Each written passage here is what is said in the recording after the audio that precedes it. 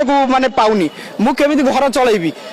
तेणु आउ गोटे प्रश्न आपण जोटा पचारिले नियुक्ति पत्र उल्लेख थिला 11,100 दबा पाई किंतु आपण निजे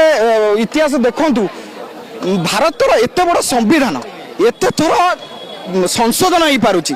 ए छोटिया कथाटा कौन संशोधन हो पारिबनी आउ राज्य ये आपको अटकाऊ चाहिए कि सब जिन गोटे टाइम टेकिंग रही है जेहेतु सरकार गोटे वर्ष आपन को 8 मास नियुक्ति मिली हुए तो परवर्ती समय ये नियुक्ति प्रक्रिया आपंकर स्वच्छ करें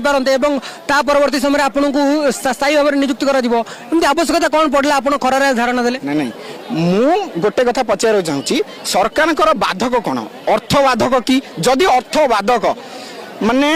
सुभद्रा योजना रे पैसा दौरान सीएम किसान योजना रे पैसा दौरान तामाने शिक्षक को तांको